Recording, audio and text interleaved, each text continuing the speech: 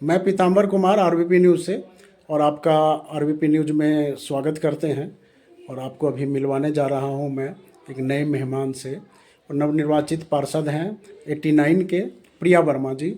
और उनसे जानते हैं कि उन्होंने किस तरह से राजनीतिक सफ़र शुरू किया और फिर इसमें क्या क्या सहयोग जनमानस से मिला है, जनता से मिला और उनको अपने पति से मिला है, फिर ये किस तरह से आगे बढ़ी हैं और अब वो जीत चुकी हैं, पार्षद बन चुकी हैं।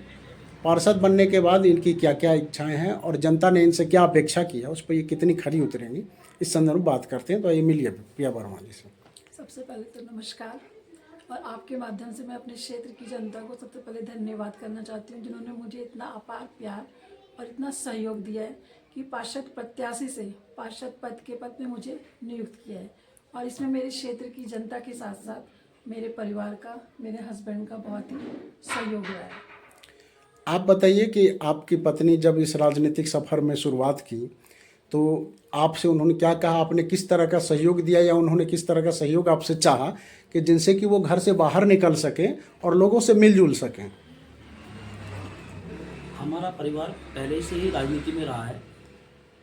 नगर निगम में आने से पहले ये ग्राम पंचायत हरबंसवाला थी। बड़े भाई वर्ष 2003 से 2008 में ग्राम प्रधान रहे, राकेश कुमार एडवोकेट। 2013 में भी हमने चुनाव लड़ा था ग्राम पंचायत का, पर दुर्भाग्य से हम चुनाव जीत नहीं पाए थे।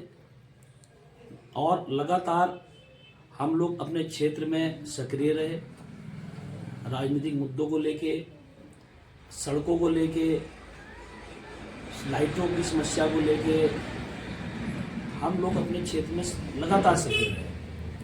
तो प्रिया जी, आप से एक सवाल है कि आप महिला होने के नाते सबसे पहले तो अब आप जीत चुकी हैं, तो अपने महिला समूहों के लिए, महिलाओं के लिए आप सबसे पहले क्या सोचती हैं जो उनके लिए सबसे ज़रूरी है, जो पहले किया जाए? जी, महिलाओं की सुरक्षा, क्योंकि हमारे इधर ये टी स्टेट है, यहाँ पे काफ़ी लोग मतलब नशा करते हैं, आके बैठते हैं, तो उस चीज़ पे सबसे पहले ध्यान दिया जाएगा। लाइट खंभों, पोल, बिजली के पोल पे लाइट की व्यवस्था की जाएगी। काफ़ी अंधेरा रहता है इधर, जिससे लेडीज़ों को काफ़ी दिक्कत होती है रात में आने जाने में, और वैसे भी मतलब नशे की वजह से। तो इन सब चीज़ों पे पहले मैं सबसे पहला काम तो यही होगा। हाँ, तो आप महिला हैं। मैंने एक और आपसे पहले एक महिला नवनिर्वाचित पार्षद रुचि रावत जी से हमने बात किया था और उन्होंने भी जो है सो इस ड्रग्स के संबंध में बातचीत की है। क्योंकि आजकल तो बहुत ही हो रहा है। हाँ, तो ड्रग्स जो हो रहा है, जो युवा या युवतियाँ जो कोई भी ले रही हैं ड्रग्स, तो उससे निजात पाने के लिए आपने क्या प्लान कर रखा है और उसको किस तरह से आप इम्प्लीमेंट करेंगे जो है? वो तो उनकी बोलेंगे। नशा जो है, नशा इस क्षेत्र में बहुत आसानी से उपलब्ध हो रहा है। हमारा सर्वप्रथम प्रयास होगा कि हम पुलिस प्रशासन के माध्यम से जो नशा बेचने वाले लोग हैं उन पर अंकुश लगाएंगे। जब इस क्षेत्र में नशा आसानी से उपलब्ध नहीं होगा तो नशाखोरी कम होगी। अच्छा, आपके वार्ड में आप जब चुनाव लड़ी हैं तो ऐसा कौन सा काम था जो पहले के जो पार्षद थे वो नहीं कर पाए, जो आपको लगा कि ये काम होना चाहिए और आप उस काम को अपने जनता के बीच में ले गई हैं, जिसे जनता ने स्वीकारा है कि ये काम हमें चाहिए और आप वो करेंगी? सबसे बड़ा मुद्दा इस क्षेत्र में वार्ड नंबर 89 में जल भराव का है। और वो जल भराव इस क्षेत्र का नहीं है। जो देहरादून महानगर में एक योजना चली थी, पंडितवाड़ी, भूड़गांव, बल्लूपुर, FRI, IM में, यहाँ पर का जो जल भराव की समस्या थी उसको सरकार द्वारा वर्ष 2013-14 में अंडरग्राउंड पाइपों के माध्यम से आपस में इंटरलिंक करते हुए एक पाइप जो लास्ट में वो हमारे हरबंसवाला की पंचायत के कोने पे निकाल दिया है। जब अत्यधिक वर्षा होती है तो उसमें पाइप से बहुत अत्यधिक मात्रा में पानी आता है और वो पानी पूरा हरबंसवाला से लेके हर बजवाला, मेहवाला को प्रभावित करता है। और उस पानी की जद में कम से कम 450 से 500 परिवार आते हैं। वो सबके घरों में और घुसता है वो पानी इतना होता है कि 3-3 फीट, 2.5 फीट लोगों घरों में घुस जाता है। हमारा सर्वप्रथम प्रयास होगा शासन प्रशासन को लेके उस पानी का परमानेंट सॉल्यूशन निकाला जाए ताकि वो इधर बस्तियों में ना घुस सके। ये नगर निगम का जो है, आपका जब शपथ ग्रहण होगा तो शपथ ग्रहण होने के बाद आप अपने सदन में वो कौन सा मांग रखना चाहेंगे जो आप सबसे पहले अपने वार्ड में पूर्ति करना चाहती हैं? सबसे पहले तो ये जल भराव की है, क्योंकि सबसे ज़्यादा दिक्कत इसी चीज़ की है, और सड़क की है।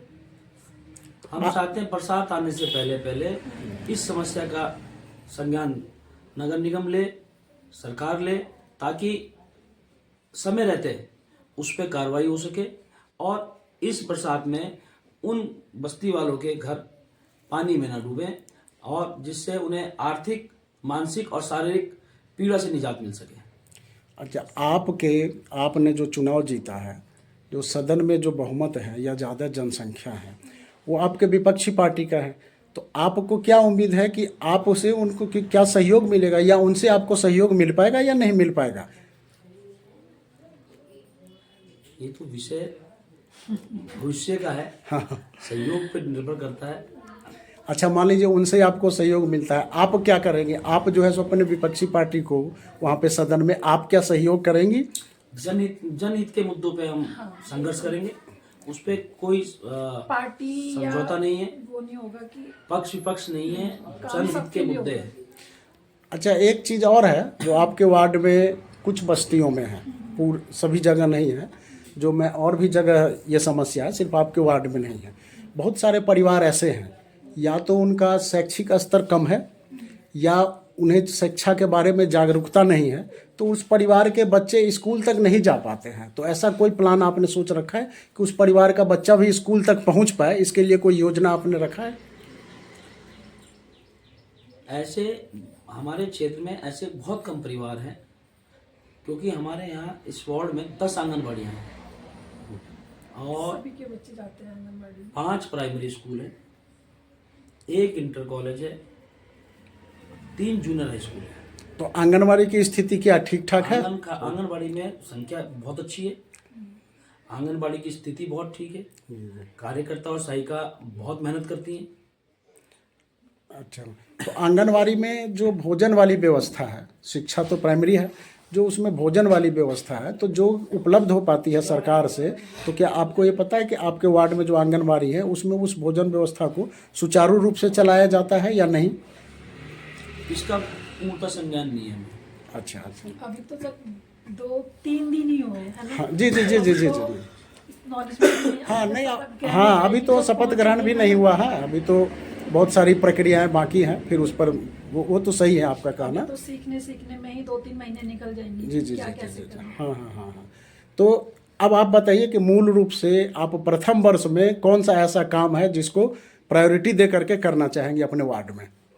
जल भराव की समस्या जो मैंने आपको बताई, सबसे प्रायोरिटी पे वो है। दूसरा पथ प्रकाश, हमारे यहाँ लगभग 1 किलोमीटर का रास्ता ऐसा है जो टी स्टेट के बीच से आता है और वही मुख्य रास्ता है आने जाने का, उस पर कोई लाइट की व्यवस्था नहीं है।